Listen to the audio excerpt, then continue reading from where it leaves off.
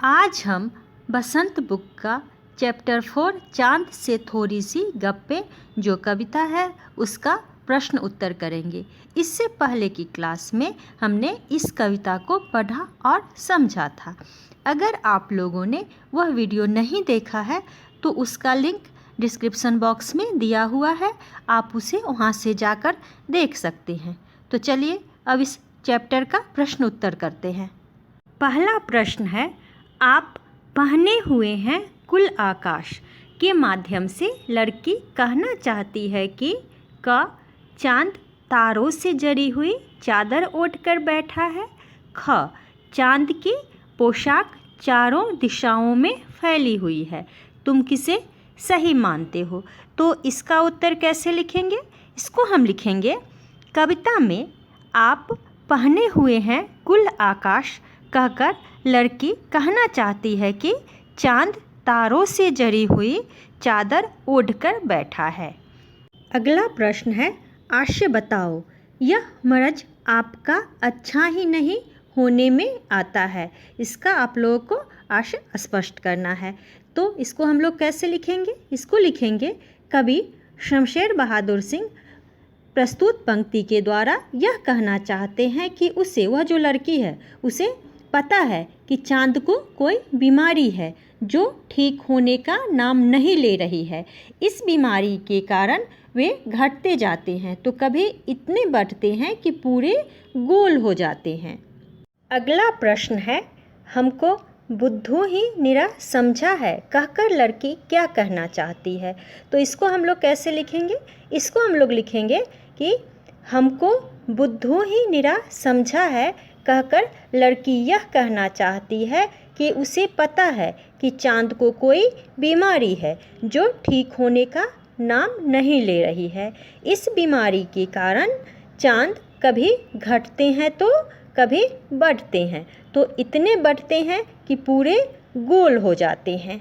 अगला प्रश्न है, कवि ने चांद से गप्पे किस दिन लगाई होगी। इस कविता में आई बातों की मदद से अनुमान लगाओ और उसका कारण भी बताओ। अब जब चांद प्रथमा से अष्टमी की तरफ जाते हैं तो घटते हैं, जब अष्टमी से पूर्णिमा की तरफ आ जाते हैं तो बढ़ते हैं, पूर्णिमा में पूरा गोल हो जाते हैं। तो यहाँ क्या लिखना है? यहाँ लिखना है हमें, गोल है खूब मगर आप तिरछे नज़र आते हैं जरा, अर्थात चांद की गोलाई थोड़ी तिरछी है, यानी पूर्णिमा होने में 1 या 2 दिन बाकी है। कवि की उपयुक्त पंक्ति के आधार पर हम कह सकते हैं कि चांद से गप्पे अष्टमी के दिन लगाई गई होगी। अगला प्रश्न है, नई कविता में तुक या छंद के बदले बिंब का प्रयोग अधिक होता है। बिंब वह तस्वीर होती है जो शब्दों को पढ़ते समय हमारे मन में उभरती है। कई बार कुछ कवि शब्दों की ध्वनि की मदद से ऐसी तस्वीर बनाते हैं और कुछ कवि अक्षरों या शब्दों को इस तरह छापने पर बल देते हैं कि उनसे कई चित्र हमारे मन में बने। इस कविता के अंतिम हिस्से में चांद को एकदम गोल बताने के लिए कवि ने बिल्कुल शब्द के अक्षरों को अलग अलग करके लिखा है। तुम इस कविता के और किन शब्दों को चित्र की आकृति देना चाहोगे? ऐसे शब्दों को अपने ढंग से लिखकर बताओ।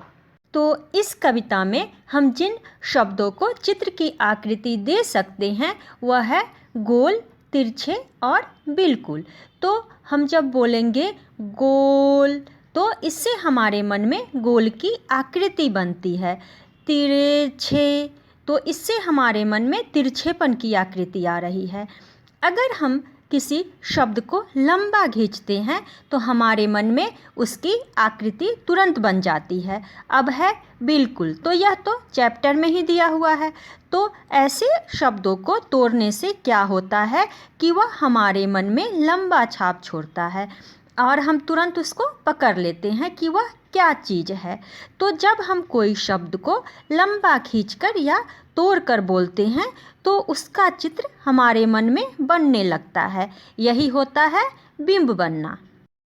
तो आज की क्लास में हमने चांद से थोड़ी सी गप्पे कविता का प्रश्न उत्तर किया। आज के लिए इतना ही। अगर आप लोगों को यह वीडियो पसंद आया हो तो वीडियो को लाइक करें और चैनल को सब्सक्राइब करें। अगली क्लास में फिर अगले चैप्टर के साथ मिलते हैं।